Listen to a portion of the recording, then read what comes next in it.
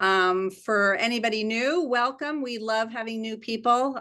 We are growing. We're growing every week. We have new members signing up, which is absolutely wonderful. It's a positive sign.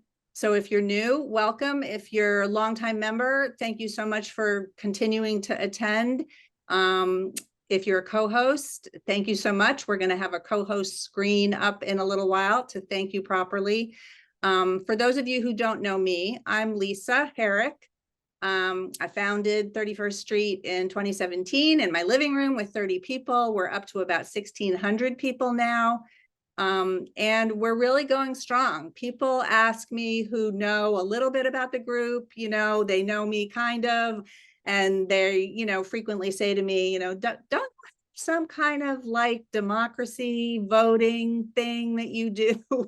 And I say, yeah, we do. And it's going strong. And we are a really active group. Our members are active. They are doing all sorts of things, writing letters. They're going to be signing up for canvassing. They're donating a lot of money. And so many people are co-hosting these events. We depend on our co-hosts. So we are a live group. Which is just a really good feeling after so many years. And this year is, don't need to tell you all, this year is going to be one of the most important years in our lives to protect our country. And we are depending on grassroots groups in large part, as well as the Democratic Party, to get all of these important states in shape. So tonight we're going to be hearing from two people who are running Democratic parties. Jalen Nix is going to speak to us from Pennsylvania, and Lavora Barnes from Michigan. And we will hear from them some details about how they will use the funds that we are raising for them. Our goal is $250,000. We have already raised quite a bit, but we still have a ways to go. We are going to be putting a donation link in the chat throughout this program.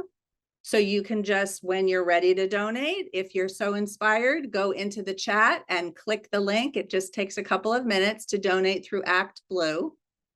Just to make clear for anybody who's new, 31st Street is an all-volunteer group. We touch no money. We have no bank account. None of the money comes to us. It all goes directly to the grassroots groups or the candidates that we are supporting through Act Blue. Just funds your money right to the place where it's supposed to go, and we never touch it. I do want to thank all of the co-hosts. I think there is a co-host screen, if somebody can put that up. So here are all our wonderful co-hosts.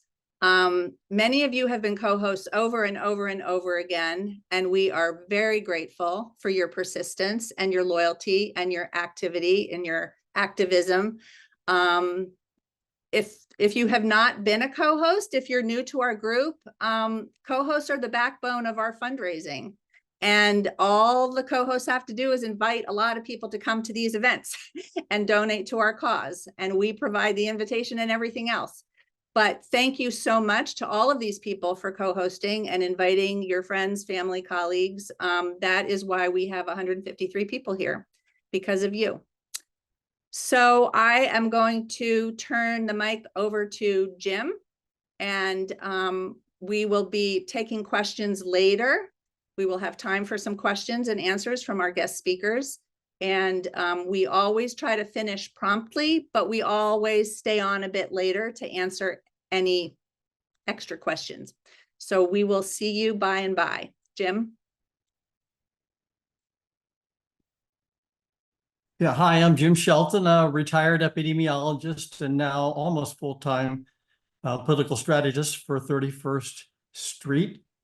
And just going to jump right in because that's sort of my best way of communicating with these slides. So,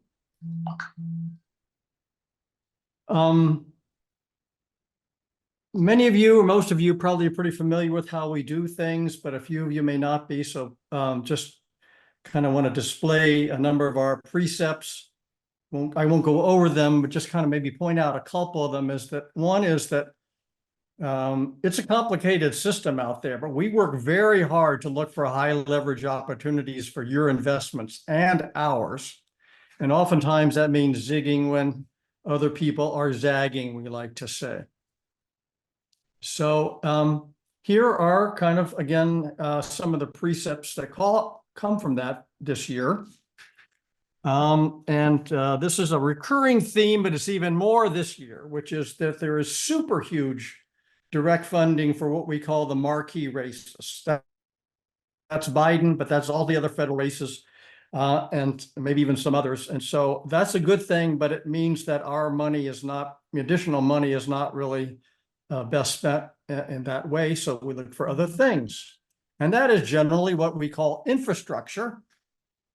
Underfunded things, which include the Democratic parties we'll be talking about today, but also grassroots groups. So we just think that there's, and I'll explain to some extent why that is. The other thing, that early money is crucial for campaigns, but it's also crucial for infrastructure. And it's sort of organizing the organizing, if you will, among other things. So right now is the sweet spot, if you will, for funding in many ways. Another thing that we really strongly believe is that we really want a national trifecta. We're going to try to support Biden through these means and the House, but we also think that the Senate, which is the hardest for us, but is so important, we'll get a lot done if we have all three, as we did earlier, but if we don't, we'll be stuck kind of in the mud. And so we are supporting the US Senate to a large extent in our various fundraising efforts and otherwise.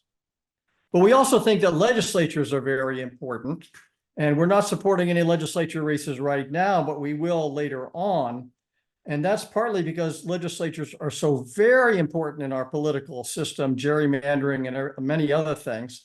But also, we also think by supporting legislature races, we are helping the top of the ticket as well. And the point is, we see a huge amount of opportunity in this set of arenas, and we're trying to do our best to prioritize but still get a lot done. On the theme of money, this came out in the New York Times about, I think 3 weeks ago. So this is not the Biden campaign. This is the outside groups that are going to support the Biden campaign. The Biden campaign is going to easily well over $1 billion directly. But there's also this other major effort as well. Meanwhile, similarly, not quite similarly, but I happened to see this yesterday. In the terms of the US House races, there are two major entities that fund Democratic House races in addition to the individual races themselves. And the House Majority PAC, which, as you can see, is a top Democratic super PAC, has just booked, get this, $146 million worth of fall. This is in the fall when everything else is going to be super saturated of, you guessed it, or maybe you didn't, television time. And it's an amount greater than all of its, than they spent in 2022 in all combined, which was a big congressional year. All right, so we're looking for other things. And this is just to give you a sense of, obviously, these are kind of the major swing states in a number of ways. It gives you a sense of priority. Pennsylvania is our highest priority, you see, as the darkest blue, but we're intervening in these other states 1 degree or another, depending upon how things unfold. We've already done some very active work in North Carolina, for example. So some of you have maybe seen this from our invitation, but I want to go through it about just how important, even just from the Electoral College side, Pennsylvania and Michigan are, because there are 225 electoral votes that are pretty secure, very secure for us. We need 270. We need to get 45. Now, if we do Michigan and Pennsylvania, we've got a long way to that, though we still have a gap of 11. But the problem is there's not much else that's on the table. So there's, yes, Wisconsin, but we wouldn't necessarily win it. We don't think we'll have a very good shot in Georgia. So if we don't win, especially Pennsylvania, but to a large extent Michigan as well, just to get to that 270, it's very, very difficult. And not only that, but, we really need to win decisively because we know what's going to happen. If we get 271, for example, the MAGA Republicans will be all over it, challenging all kinds of stuff. And we're much better off if we, can win reasonably decisively. So we got to win Pennsylvania. And it's like all hands on deck for Pennsylvania and Michigan, excuse me. But here's the thing. It's not just the presidency. So in those two states, there are key Senate races. There are key House races. I think I count 3 in each one of those states. There's very important legislature control in Michigan, which is holding on by a thread, and in Pennsylvania and the House, which is holding on in the thread.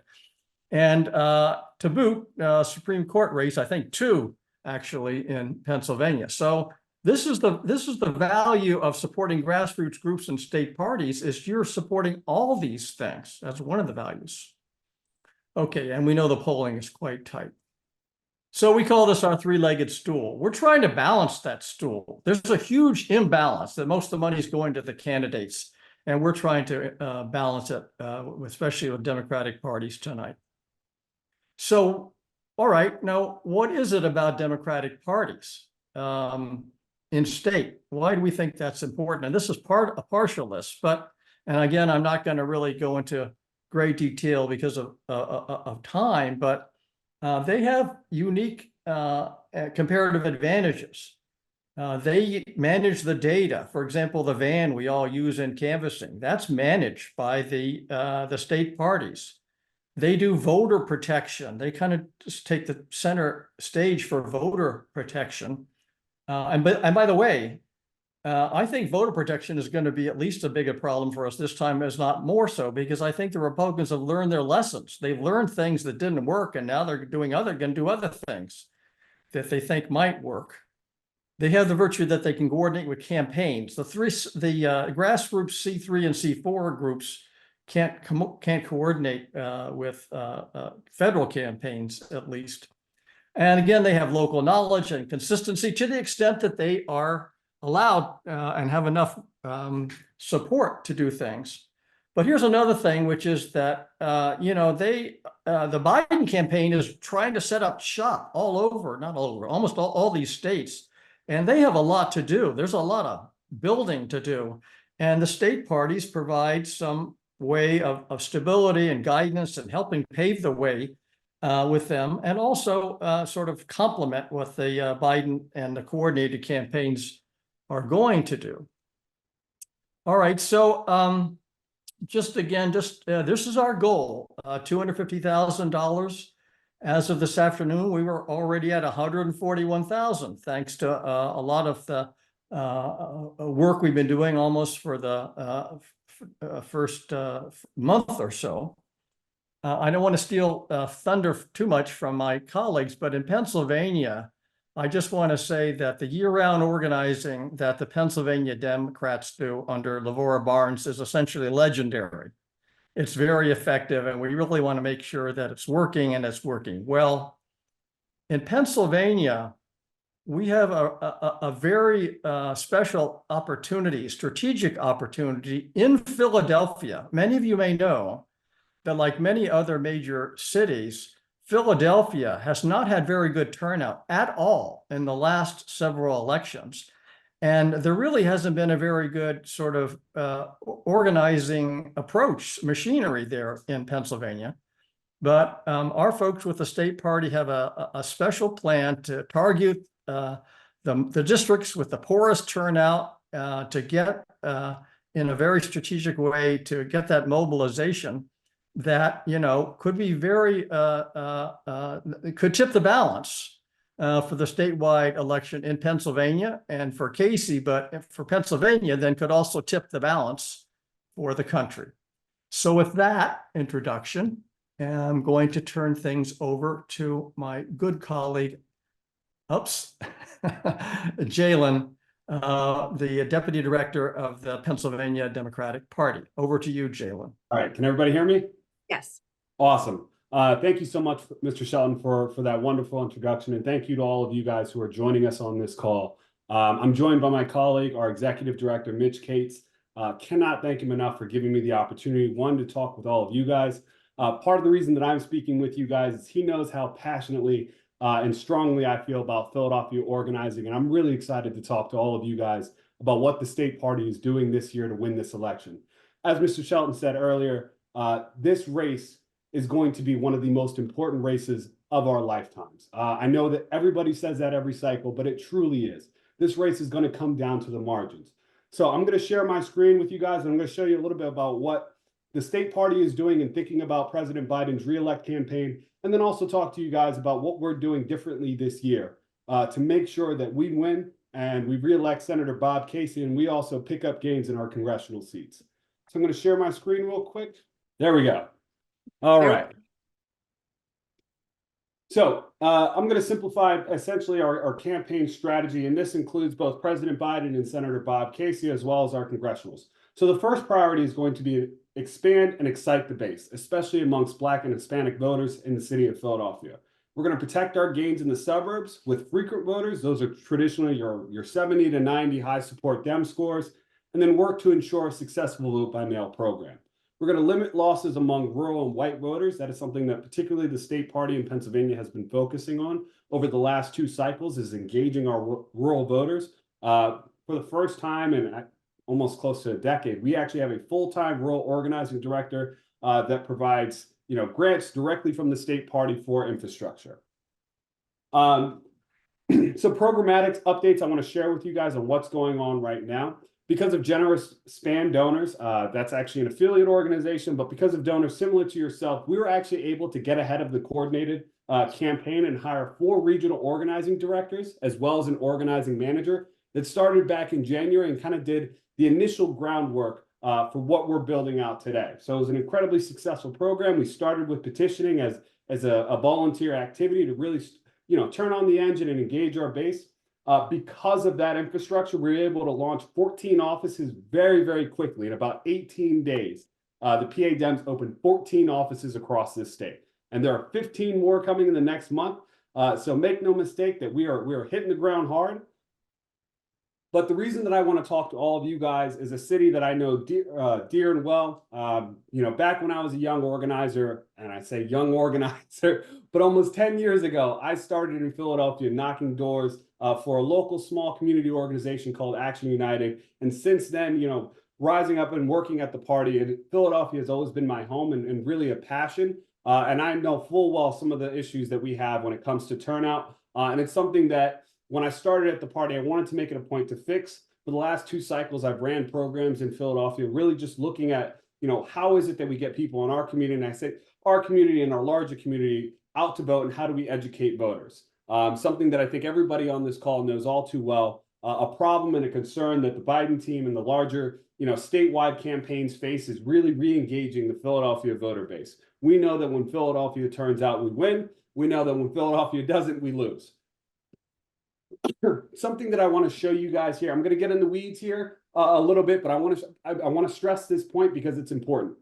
If you look from a historical standpoint, going all the way back to 2011, all the way to 2020, turnout as a whole has increased across the state. So a good county right next door in our neighborhood is Montgomery County. Over the last 10 years, turnout has increased by almost 20%. Bucks County has increased by almost 19%. Statewide, the average is about 15%. The reason that I'm here today is, although turnout has increased across the board, in Philadelphia, turnout has not increased at the level that we need it to be. Turnout over the last decade has only increased by 3 1/3%. That's not good, to put it bluntly. Part of the reason that we think this is happening, the city of Philadelphia demographically is a city that is almost about 40% Black and then about 8% Hispanic. So I'm going to show you guys this map right here. Traditionally, when we think about turnout operations and targeting our base and getting everybody out to vote, you tend to look at it from a data standpoint. You're looking at 60 to 70 to 80% or 80 support scores in Vote Builder. And if you look right here on this map, so I'm going to point something out on this map. The The areas that are shaded in red, those are not Republican areas. Those are low turnout areas. The areas that are shaded in darker blue, those are high turnout areas. And if you were to take a map of where the high support Dem scores are, it would mirror this map identically. Now, what that means for us is when you're looking at the larger scope and the larger campaign team, they're going to target those high support, those high turnout Dem areas, but they're going to overlook a lot of these, historically low turnout margin areas. The reason that I want to point this out to you guys is just as recently as 2023, our newly elected mayor, Sherelle Parker, she did something different than every other campaign. She targeted these low turnout areas, and it paid the difference. She won in an amazing victory, kind of beat the odds. I remember back in April of last year, she was polling at nearly 4%, but she had a different strategy. There were traditional pundits and politicos that would say, no, you don't need to target those areas. Those people are never going to listen to your message. They don't want to hear it. We can't get this base to turn out. And she vehemently disagreed. And that's why she is the 100th mayor of Philadelphia and also the first African-American woman to hold that position. So there is precedent for this strategy. And the reason that I'm talking to all of you guys today is I firmly believe in the strategy that the Parker team enacted. We tried to pick up that banner in 2023 in the latter end towards our GOTV efforts. But I firmly believe with these areas, I think if we targeted these areas, I do believe that we can make up the difference. It is going to take time. Make no mistake about it. This is not something that's going to get solved in a month. We have a lot of work to do as a Democratic Party. This is a group of people that feel that the party message has kind of left them behind or taken their vote for granted. And I say that as somebody, as a member of these communities, I have heard that time and time again. Why should we vote for Democrats? Why is it that Democrats are better for us? Every year Democrats come out in October and they say we need to vote for them, but never give us a reason why. So I would argue, why wait till October? We need to start talking to these people now. The party has made incredible efforts to start reaching out, but we need your support to do it. I firmly believe that by targeting these areas, we can make the difference in this election. So what we're talking about to do this, your coordinated campaign is always going to be a sledgehammer when you're thinking about statewide outreach. I'm proposing that we come in with the scalpel.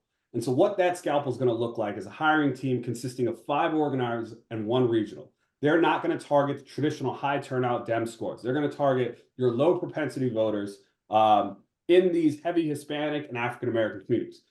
They're not going to go there and just blast talking points. They're going to go there and listen. It's a model called deep canvassing. When you go door to door, and instead of saying, I need you to vote for Joe Biden because of these 3 reasons, what they're going to do is, how can I get your vote? And I think, and I've seen that model work. That's how I started organizing. When you go to people's doors and you sit there and you listen, you increase their likelihood to turn out, because that's what this community needs. And that's what this community is asking for someone to go and listen and give them a reason to vote. So what I would like to do is hire these organizers, assign their turfs, and have them canvass 3 times a week. When they're canvassing, I want them to go out, not push talking points, but listen to these voters. And every single week, every time that we go out there, we're going to hone our message. And the idea being that once we get into those GOTV efforts, we know exactly how to message and we know exactly how to target these communities. It's going to take a lot of time. It's going to take a lot of work. But that's something that the PA Dems certainly will never shy away from. And that's why I believe in this model. So the objective first is going to be deep canvassing. We're going to build our volunteer base. I firmly believe that we can build a sustainable, strong volunteer base out of these communities. Why? Because I've done it before. I've done it multiple times, cycle after cycle. And the way that we've done it is through issue advocacy. The idea to say that these communities don't care about what's going on in their communities is just a complete fallacy. That is something that I've seen time and time again, that people will go out if you give them a reason to go out. And that's what we're going to do. That's what the PA Dem stands by. That's what Chairman Street stands by. That's what our executive director, Mitch Cates, has constantly pushed, that we will give people a reason to vote. And part of that's going to take developing a strong organizing team that's going to lay a solid foundation for GOTV in 2024. And there's more to that. Not just laying a foundation for 2024, but paving a way for 2025. Pennsylvania has an incredible opportunity, not only this year, but in 2025, we have 3 Supreme Court seats up, 2 for retention and then 1 for election. Make no mistake, although democracy is on the ballot in 2024, it still will be in 2025, and we will still be doing the work. And with you guys' support, I'd like to lay a foundation to keep turning out these voters, keep engaging them, keep talking to them, because I do think that it is going to take years of continuous effort. I think we will be able to change the margin this year, but I think to get Philadelphia where it truly can be as a Democratic stronghold and the traditional Democratic bastion that it can be, I think it's going to take continuous cycles of work. So we're going to make sure that we're prioritizing volunteer growth and engagement, to make sure that we're going out there and we're listening to our voters and giving them a reason to turn out. How these objectives fit into our larger organizing objectives for the state is that our distinct programming is going to be persuasion. It's not just going to be P2V or persuade to vote and just say, hey, can I count on you to vote? It's going to be solely based on what issues what issues they feel strongly about. And most importantly, we're going to make multiple passes of our universe. I've heard time and time again, I've sat at plenty of round tables with African-American leaders of Philadelphia. I've sat there with Chairman Harrison, and he asked that question: how do I get the community to vote? And their response is, give us a reason to vote. And time again, people are frustrated that the first time that they hear from the party is in October. So I would wager that if we start our efforts now, today, I think that we're going to turn these voters out and make sure that we have a presence, that people see it, that we're not just, putting up a tent in October. I want folks to see the Pennsylvania Democratic Party, the president's campaign, Bob Casey for Senate on day one after the primary. And I believe with your help, I do believe that we can be successful. The reason that I want to point Philadelphia is why it's so important. Pennsylvania has 67 counties. Of those 67 counties, nearly 20% of the statewide Democratic vote comes from Philadelphia alone. 20% of that. Close to 775,000 of the 3.9 million registered voters reside in Philadelphia. Now, there's going to be some folks that we need to register voters. We have a 480,000 registration advantage over Republicans in PA. So make no mistake, and I know you guys hear pundits say this all the time, it's going to come down to turnout. It will come down to turnout. This cycle it will, and we need to make sure that we're keeping those voters engaged. Something else that I want to point to you why I feel so strongly and why I feel so confidently if we make the effort and we put in the work and talk to these low propensity voters is the polling proves that point. There was a poll conducted, and it was very recent in February by Change Research. They did a sample size of close to about 4,000 Democratic voters that voted for Biden in 2020. And they asked them, are you going to vote for Joe Biden in 2024? The resounding consensus of that polling was not, I wouldn't count on it yet. So the key points from this poll is Black voters who supported Joe Biden in the 2020 election are hesitant to vote for him in this cycle. The good news about this poll is there is a higher trust of Democrats across major issues compared to Republicans. However, many are just frustrated with both parties. There is dissatisfaction with foreign policy, particularly issues of Israel, domestic issues, the economy. And they feel that the party has taken advantage of their conditional loyalty to the Democratic base.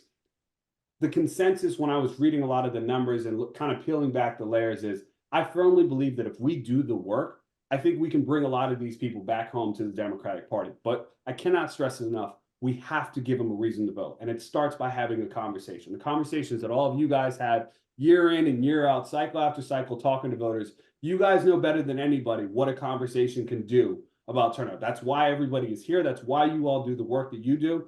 And I'd ask that you join us, the Pennsylvania Democratic Party, in doing this work.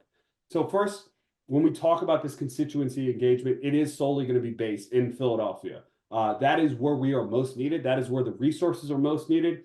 And I think it's important that we start organizing in Philadelphia at a wide scale. We have offices in every neighborhood. This is going to be done in conjunction with the Biden team, the larger coordinated team. And I can say confidently, as a state party, we are proud of our partnership, both with the DNC and the Biden team. They have done everything that a state party could ask when it comes to being partners and have really given us a seat at the table. And more importantly, as a senior leadership team at the state party, we feel fully engaged in the president's reelect team. That is something that I can say confidently is different from past cycles, is our ability to interact and work with the team. They certainly recognize the challenges they've had and have acknowledged this as an issue and are very supportive of the strategy that we're proposing as a state party. Hey, you guys take the big lift and talking to our high turnout voters. We'll do the hard work that we know that we need to do, not just this cycle, but the cycles after. So I want to thank all of you guys again for taking the time to speak with me, and I look forward to talking with all of you. And Mr. Shelton, I look forward to seeing you on the trail. Hopefully we can knock some doors together, and thank you, every single one of you guys. If you don't donate, please make sure that you volunteer. Thank you guys again, and thank you for the opportunity to speak with you. Thank you so much, Jalen. That was wonderful, really informative, clear, and convincing. And in a minute, we are going to go to Lavora Barnes. There we go. Thank you. You ready for me? Here I come. Yeah.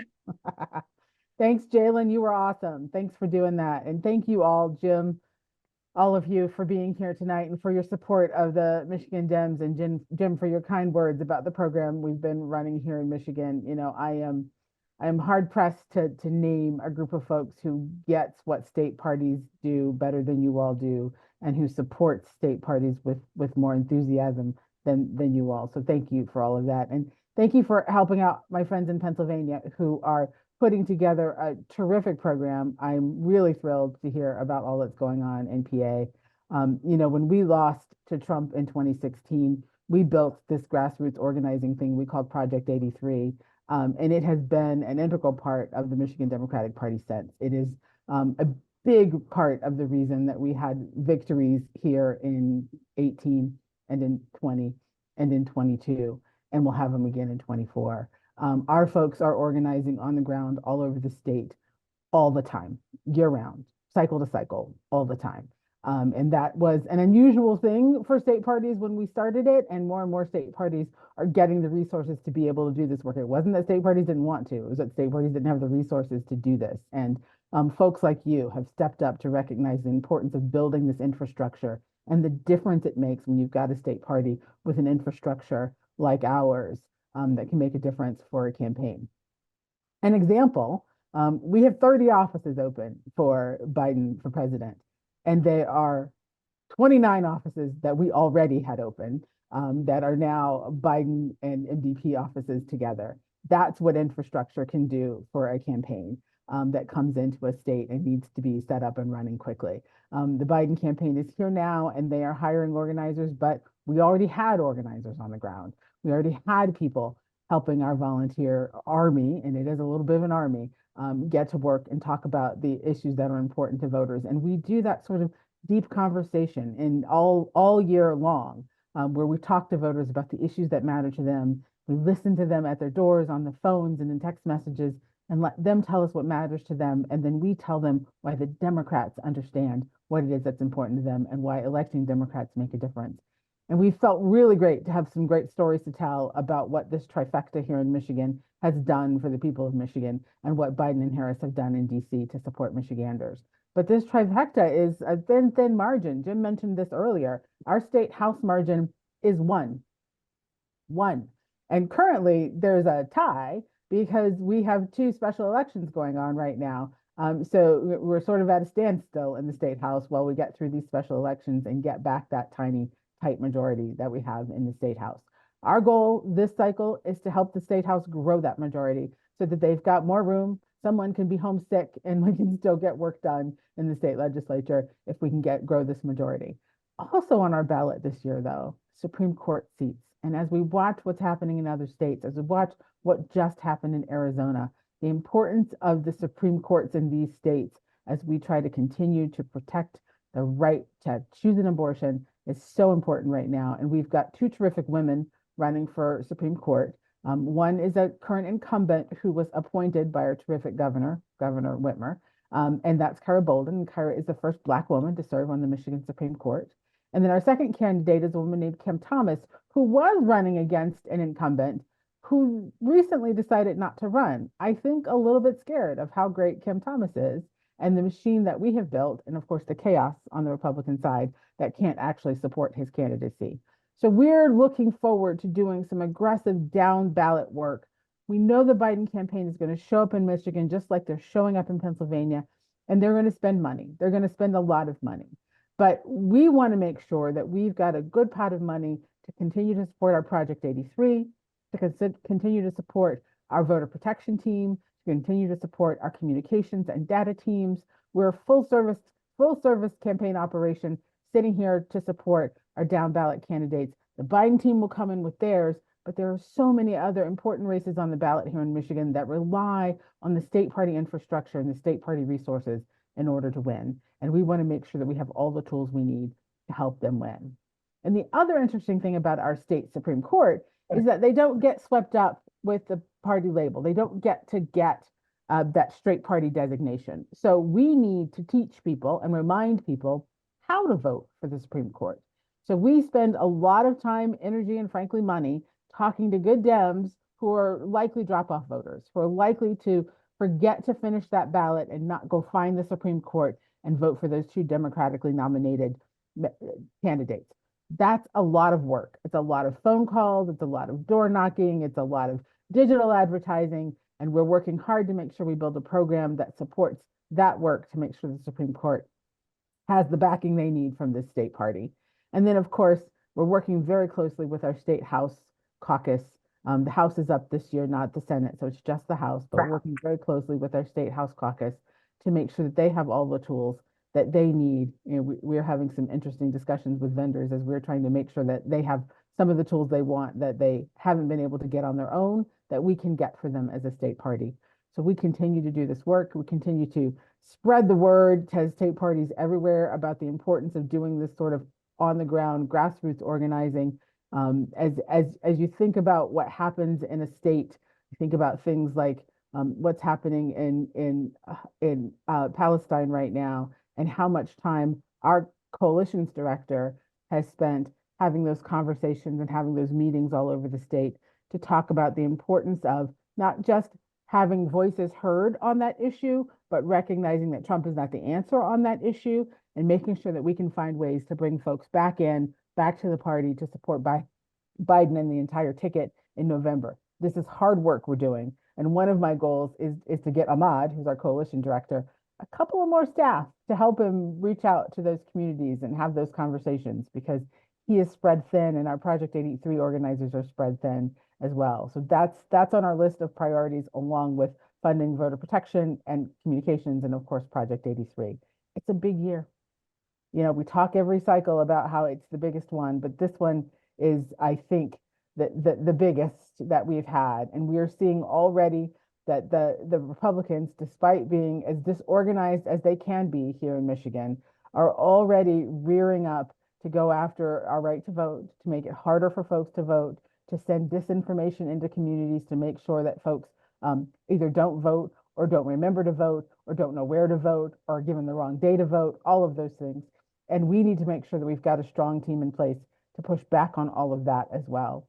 So we're working hard, continue to work hard, have been working hard. We might be a little bit tired, but it doesn't stop us or slow us down, because we know that we've got to get this work done to win, not just for Joe Biden, but for an entire ticket.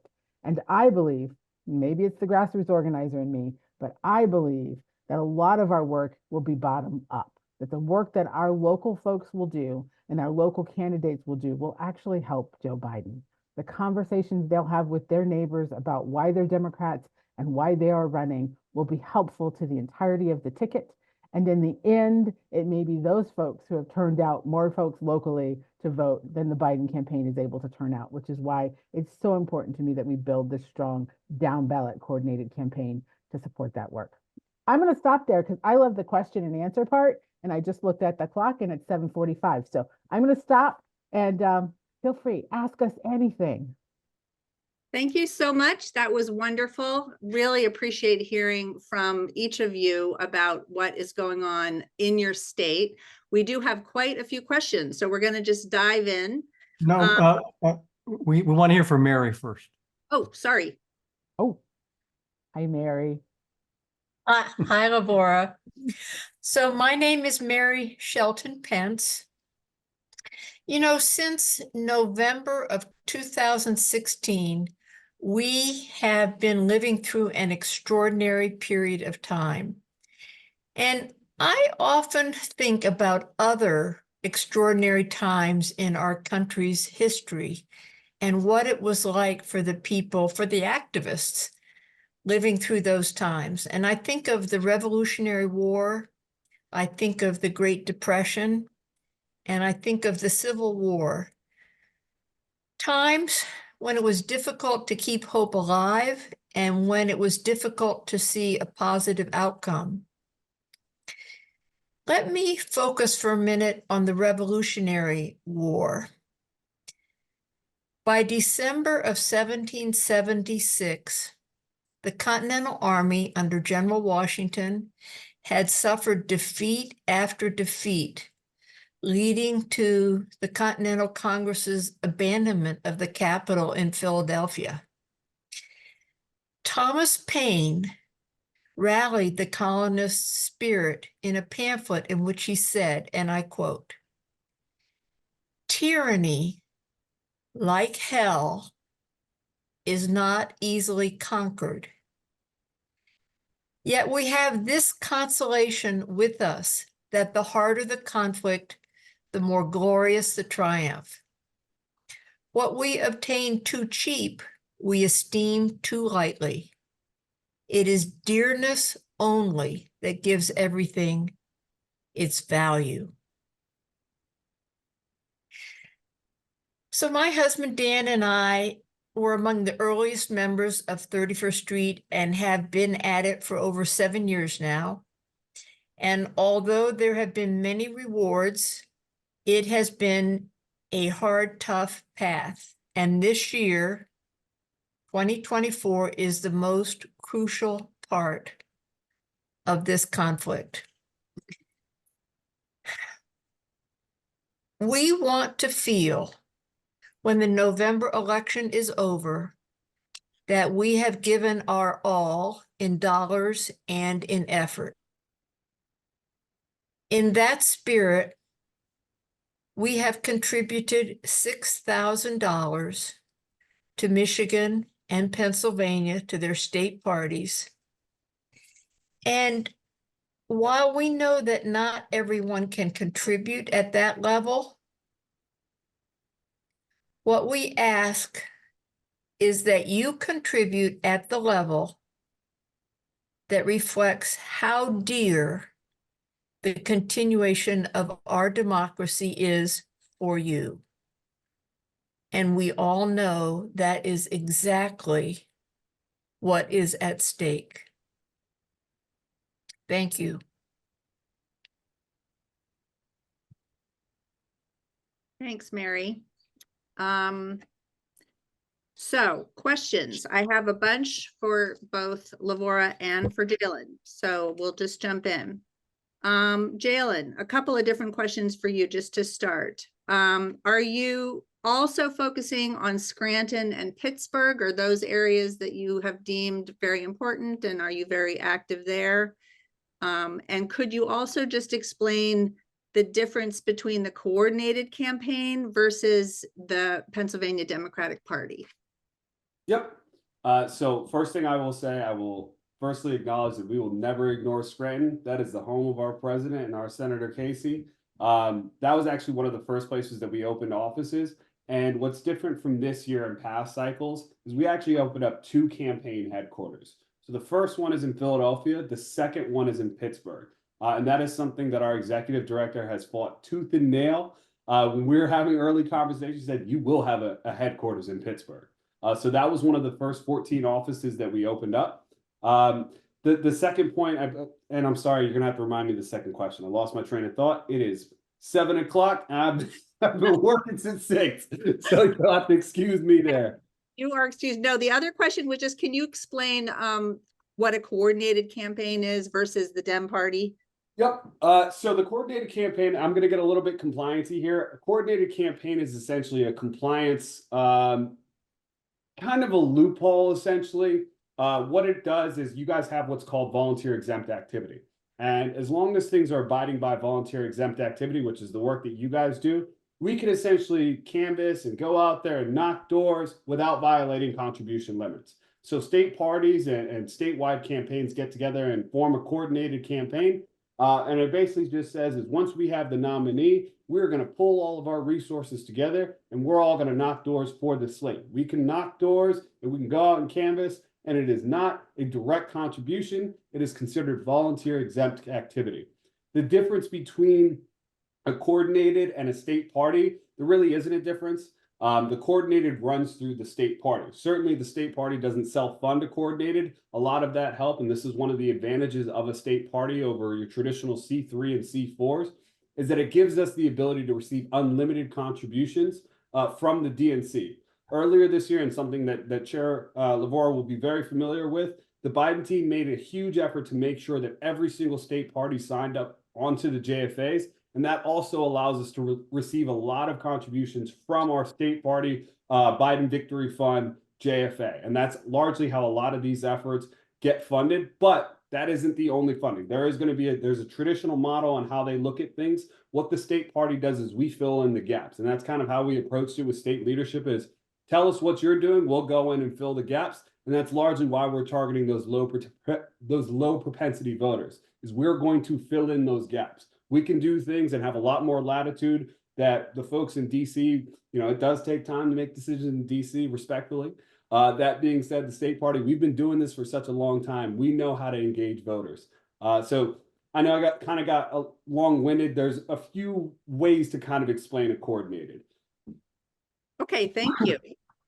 And so we'll start with you, Lavora, but this is a question for both of you.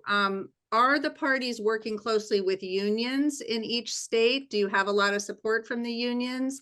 And specifically for you, Lavora, how are you dealing with disaffected voters who have been angry at Biden, or just voters who are feeling like, I'm just unhappy with everything and I just don't think I'm going to vote? Yeah. Union question first. Yes, we work very closely with unions. Unions are our partners in our work that we do. They sit at our coordinated table. They help us recruit candidates. They help us raise money. Obviously, they are donors to the party, and they supply volunteers, hundreds of volunteers who knock doors, do so through their unions. So terrific relationship here in Michigan with a large number of unions. And I will also note that our staff is unionized. Our staff are all members of the IBEW. So yeah, very, very tight relationships with unions. Second question, the uncommitted is how folks voted here in Michigan. Those are folks who are upset with the administration over what's going on in Palestine, and they are angry and hurt and sad and have used words like backstabbed when talking to me about it. First step in bringing them back is frankly listening to them, having meetings, having conversations, being in space with them and allowing them to tell their stories, to tell me about their family members, to talk about the issues and the pains that they're having. We have here in Michigan at the party a very strong Arab American caucus and a very strong Jewish caucus. And both of those caucuses have been tremendously helpful in allowing space for those conversations. And we haven't yet gotten to the place where they are talking to each other, but that is the goal, is that those caucuses come together to have conversations. The one thing I'm hearing over and over again, we are upset with the administration. We are not upset with the party, and we are not upset with our Democrats down the ballot. So that I feel is my entry to remind them of the importance of voting Democratic. And I will get them to the polling place to do that. And I believe that by the time we get to November, when folks are faced with that very frightening binary choice between Joe Biden and Donald Trump, they know Trump is not the answer. They may not be happy with where Biden is on policy, but they know Trump is not the answer. So we're keeping the lines of communication open. We want everyone to continue to feel like they are a welcome part of this party, even if they are currently upset with the leader of our party in the form of the President of the United States. And we'll continue to have those conversations and hopefully lead them to the place where that November vote is not just down ballot, but also includes President Biden. Thank you. That was a wonderful response. And I think what's really, really reassuring from both of you is how important you feel listening is.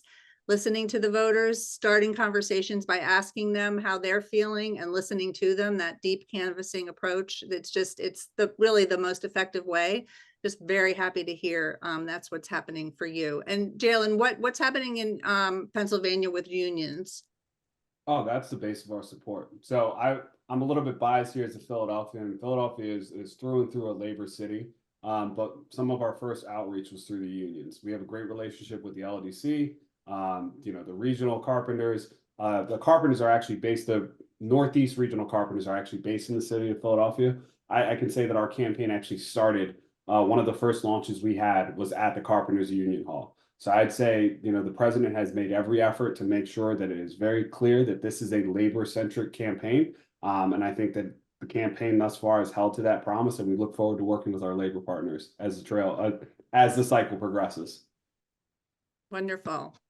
Another question for you, Jalen. Who are the 3 congressional seats that we want to win in Pennsylvania? Oh, okay. That's a great question. So I'm going to nerd out here a little bit. There are 3, there's 2 that the state party really wants to get. So PA 1 and PA 10.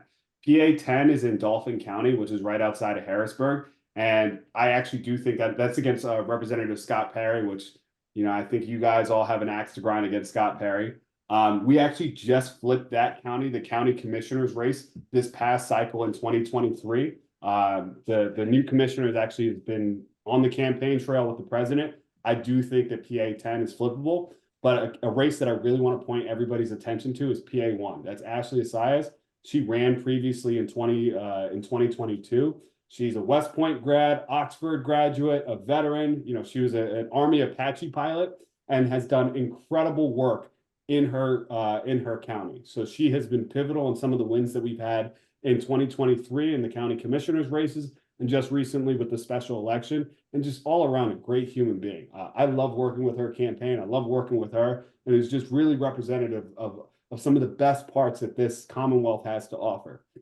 So please pay attention to PA 1, PA 10. Those are our 2 flips that we really want to target. PA 1 specifically has been the bane of the state party's existence. We have tried time and time again to flip that congressional seat. I do think this is the year that we're going to do it. And I think that we have a really strong candidate to do so. Another race, someone actually dropped in the chat in Allentown. So that race, and I'm sorry, why am I blanking on this? Mitch, can you help me out here? It's in Allentown. Why am I forgetting her name? Susan Wild. I'm sorry. I was just talking with her CM today. Susan Wild's race. That is a tough defense for all of us. I think someone asked me in the chat about Allentown. Yeah, our next state committee meeting is in Allentown. We're going to knock the lights off of that stage by having a huge speaker there, and we're going to put everything behind Susan Wild. So that's another race that I'd like you guys to pay attention to. Wonderful. Thank you very much. And this is a question for Jim, but I think it would also just be helpful to hear what Lavora and Jalen have to say. Just somebody asking, can you explain a little bit more how supporting down ballot candidates helps candidates up and down the ballot? How does that work? So either Lavora or Jalen can start, and then Jim, maybe you have a couple of others. The concept is actually very simple. Actually, it's more than, there's a simple level and there's a more complicated level. But at the simple level, when candidates at the local level go out and they canvass and they do their thing, and they, they were the basketball coach for so-and-so, or they were the, their sister was whatever, and people will come out for them that wouldn't necessarily come out to vote. And then, when they come out to vote, they will almost always vote for the Democrat going up ballot as well. So it's not all that complicated a concept. But anybody who's kind of involved in campaigns really appreciates it, I would say. Yeah, that's exactly how I would describe it, Jim. I love that you used the basketball coach example. It is those local candidates who are talking to their neighbors, who are going door to door with someone that they bump into at the grocery store, or somebody who their kid goes to school with, and that connection that they are able to make, and then to parlay that connection into an explanation of why they are a Democrat is very powerful. To hear from your neighbor why they are a Democrat, why they are running. And what I've been saying to our folks now, like these doors you're doing early, talk about yourself, tell your story, ask questions and listen, of course. And then, when you go back, because everybody's got to do at least 3 passes, right? At least 3 passes. When you go back, have a conversation about up ticket, or tell people here in Michigan to vote straight party and go find the Supreme Court if you're not comfortable going person by person. But those conversations are so much more valuable because you're talking to a neighbor, you're talking to somebody who knows your community, someone you've seen out walking their dog, which is very different than having, just that sort of statewide organization show up at your door and say, vote for all the Dems. Mhm. Yeah, That was- oh, sorry. Oh, go ahead, go ahead. And just to add to that, local candidates, I love working with local candidates just for the simple reason that it reminds us that electeds are human beings. I haven't had the privilege of meeting our president, but I do know who my state rep is and who my state senator are. And it reminds us, one, that's a start for many electeds' journeys. Typically, when you're dealing with Senate candidates and governor's races, there's a lot of layers. But you have a lot of access to your state reps, and it reminds us that electeds are human beings and they're people just like us. And it's actually inspiring. A lot of them started in positions, whether it be on the campaign side, the state party side, or just being activists that care. So I love working with local candidates. Thank you. All of that was really helpful. And just a reminder to us, because we do a lot of supporting of bottom-up strategy, and we found that it's really helpful. So we're going to continue to do that. Well, thank you so much to Lavora and Jalen. It's 8 o'clock, so that finishes our formal program, but we're going to stick around for a bit to answer other questions. There were several questions in the chat about what else does 31st Street do? And are we going to be looking for volunteers to canvass? Yes, yes, yes, yes. We do a ton of canvassing. We're going to do a lot of canvassing in Pennsylvania. We're going to do a lot of canvassing in Virginia. We're going to do canvassing really wherever people will go, we will canvass. We might send some people down to North Carolina. We have a couple of people in 31st Street who have houses there who can house volunteers. So yes, we're going to get up and running with canvassing. And if you are not already on our email list, please join us and you will get all that information about where we're canvassing and how to get a buddy and how to get a ride if you need a ride and where we're going to go and what your choices are for who to support. We also have a very active letter writing team. They are writing a zillion letters. We do that through something called Working America, which is an AFL-CIO effort. To learn more about that, just contact us and we will connect you to our letter writing team. So we're doing a whole lot of different things. We do a lot of fundraising. As you can see, we are now up to, Jim put it in the chat. Well, we have passed 200,000 now. We just passed through 200,000. So we're in the home stretch. So thanks so much, everybody. Fantastic. That is wonderful. Many people have donated tonight. Thank you so, so much. Any amount is welcome. If you can stretch, that's great. And thank you all for coming. And thank you again, Lavora and Jalen. You were really terrific. And we're very grateful that you took the time. We know you're exhausted. So thank you for joining us. Thank you for what you're doing. If you were on at the beginning of the call, you know that my brother Jim Shelton hoped for us that we would have 150 participants in this call. And, you know, he has an alarming tendency of being right. In fact, the high was 179 participants.